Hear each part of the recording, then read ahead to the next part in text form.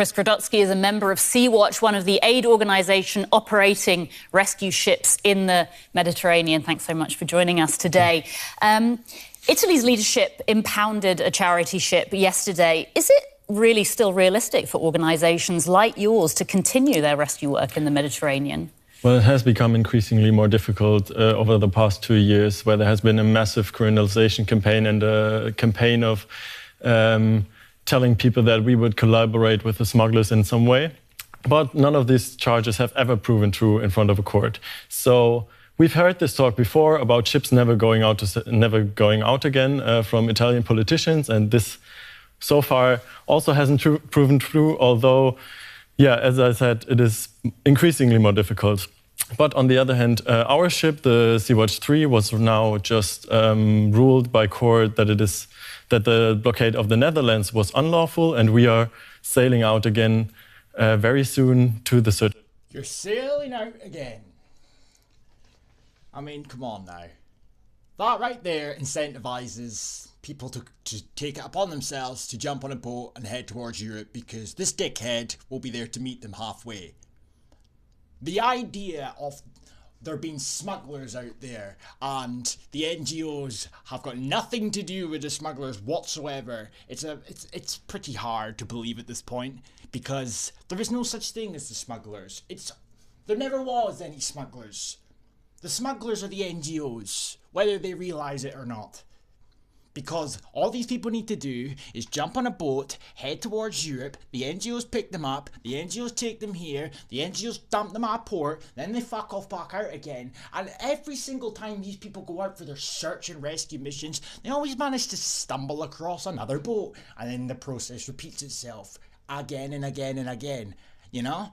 Pretending, masquerading each and every single one of these events as a rescue mission, picking them up, exploiting maritime law, taking them here, and then he's got the gall to sit there and proclaim that they've got nothing to do with the smugglers. They are the smugglers. It's pretty obvious at this point. And the laugh of the matter is the irony of it all these people that proclaim that they care and are compassionate about the migrants and the refugees and the deaths of these people at sea is cause for concern.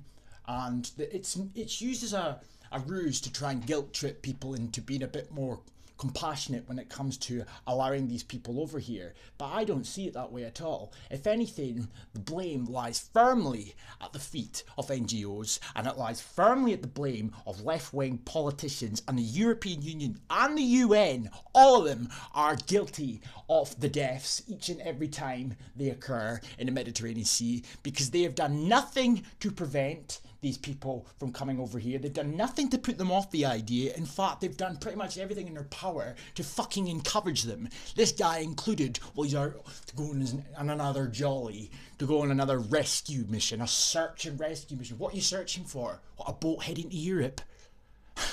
That's incentivizing them.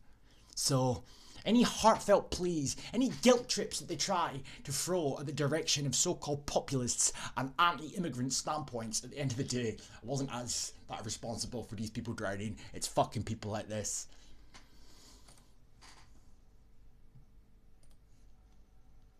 Search and rescue zone to continue our operations there. Okay. Now, the number of people arriving in Europe has dropped dramatically in recent years. Could one argue that Italy's actually doing the right thing by deterring people from embarking on what is a very dangerous, often a deadly journey? Well, no. Of course you're going to say no. Migration flows... There shouldn't be any migration flows. Why are they speaking about these things as if they're so matter-of-fact, as if they're just part and parcel with the fucking day? It's ridiculous. How many excuses and how many justifications and how many reasons are we going to hear for why these people are heading over here? I mean, it started off as the refugee crisis, then the migrant crisis. Now they're fleeing climate change and global warming, as well as a multitude of other different factors and variations. You know? Everyone from everywhere in Africa and the Middle East is heading over here. And pretty much none of them are fucking wanted, but still they pour in. Act under very difficult laws. That is not one policy of one country changing a whole migration flow. Well, maybe Italy wouldn't have to put up such barriers and create such a fuss if you, NGOs, you in particular, and all your buddies didn't continuously dump migrants on their fucking ports. There are a lot of reasons why people are not going to Libya anymore, why people are choosing other routes. They're choosing other routes. It's so matter of fact at this point. They're choosing other routes. And what gives them the knowledge to know that they're able to choose another route? Why are we speaking about this in a manner where this is acceptable? It's ridiculous.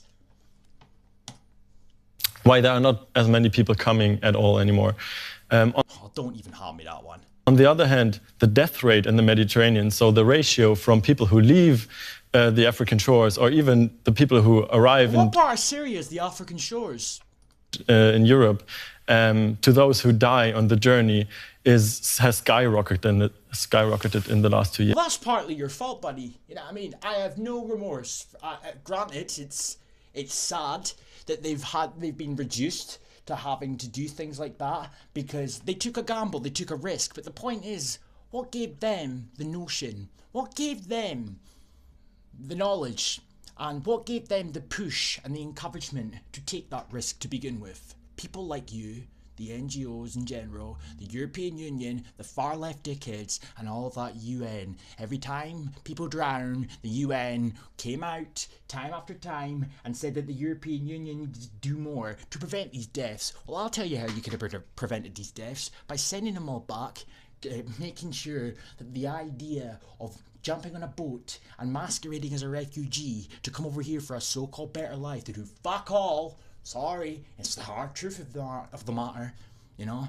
You started sending those boats back, and if they continue to do it, then you started to jail them. That's what I'd be doing, and that would put them off the notion pretty quick. Especially if you expect us to believe the narrative that they are paying smugglers. Because if that's the case, after sending them back the first time, I don't think they'd have enough to pay the smuggler again. So, the smugglers would be out of a job pretty damn fucking quickly. Yes.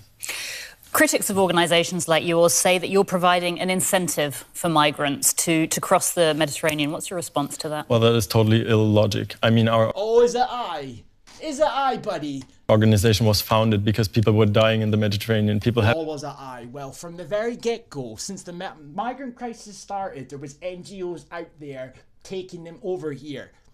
So your NGO personally might very well have been created in the aftermath or months down the line, but there was NGOs right from the start. So anybody that's listening to this guy or people similar to his ilk and buying into his BS, you need to do your research, you need to do your homework. The NGOs have played an integral role from the very fucking start. Have been dying in the Mediterranean since That's not our fault nor our problem. I'm sorry, it's the harsh truth. It's just reality, you know? 70s, since actually the EU closed its borders and discontinued... They haven't closed their borders though.